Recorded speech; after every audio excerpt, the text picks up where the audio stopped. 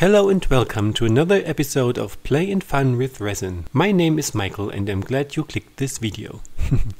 Well, I want to try a somewhat new introduction for this one. It was a bit foolish, but hey, well.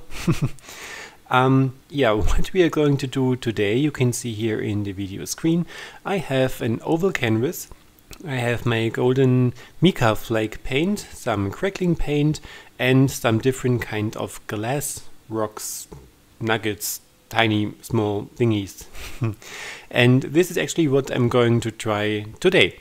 As you might have seen in my first geode pouring attempt that I did a couple videos back, I was so thrilled about the result and that it went better than I expected it to happen, that I wanted to try it again. And I'm super, confident of myself that I can do something even better and even cooler than my first attempt. You will see it's not the case. It really did not turn out as I hoped to. So I wanted to do some kind of geode again. So this natural rock formation made out of resin and glass nuggets and all the stuff you can see here. The canvas itself is a 40 by 50 centimeter oval canvas. As you can see, I have reused it a couple of times. I did a couple of pours onto it, which, just the first pour failed miserably.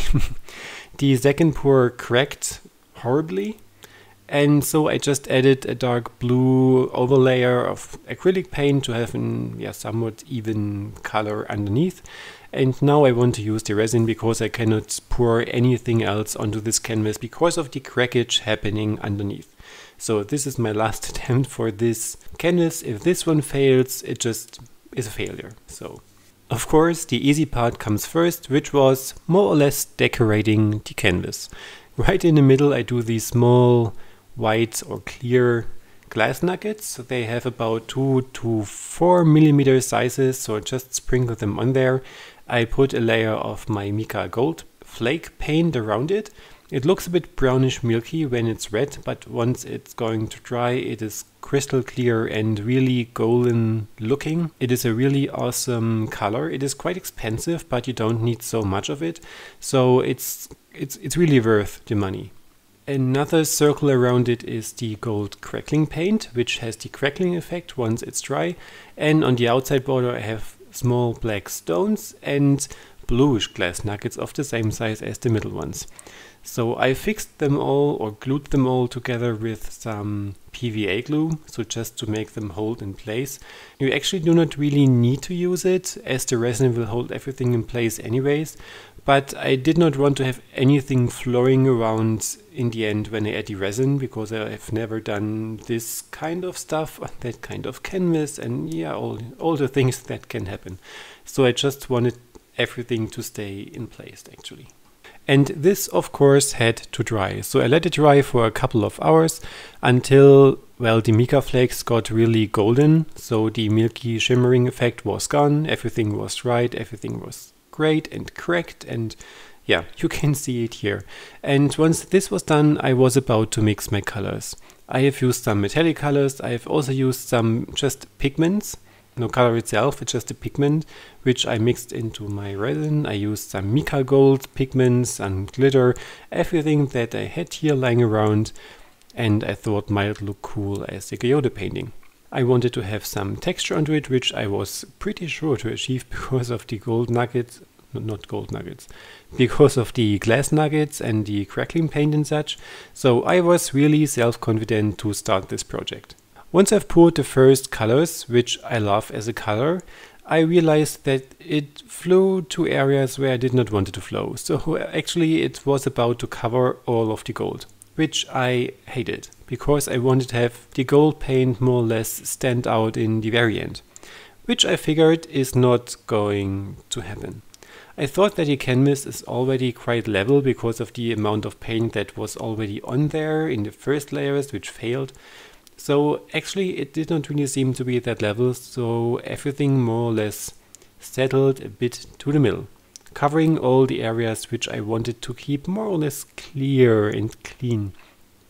But I couldn't stop it, so even if I wiped off the resin from these areas, the next resin just flew over it. So I was seeing a small failure here in this first attempt, and I really started getting mad in the end. Well, I officially waited until the resin itself was going to settle a bit so that it was thicker than when I just first mixed it, to not have the resin flow around that much. But it still kind of did. And it intermixed, it got kind of messy, and in the end it did not look nearly close to the geode look that I wanted to achieve. It was some nasty kryptonite color, I don't know. So I was really not happy about the result. I expected something better, and I was a bit disappointed that it was so much different than when I used it on the very first attempt on the MDF boards. So I was thinking about throwing the whole thing away. But as I hate wasting stuff, I decided to let it dry because I thought, well, at least it is level then. And I can do another layer over it, perhaps with more pigment and less resin, so that not so much is flowing around after all. That at least was going on in my head. So I had to let it dry first, and this kind of resin settles quite quickly, so I was able to do the second coat of it on the same day. It's in the evening, and I pretty much used the very same colors again. I just wanted to have the geode look back, which I did not really achieve in the first place.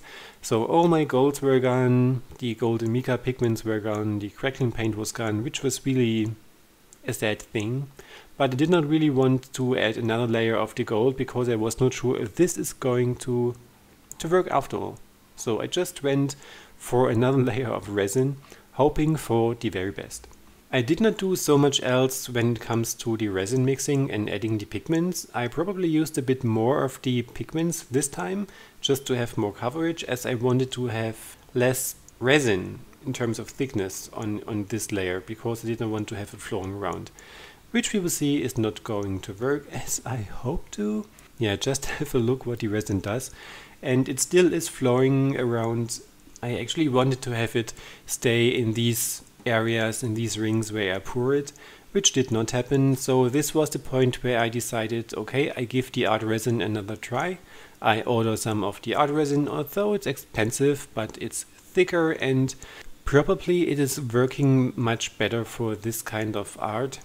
When I see Miss Colorberry on Instagram and her awesome results, she uses the art resin and she is really great, outstanding at it. So probably it is based on the resin itself.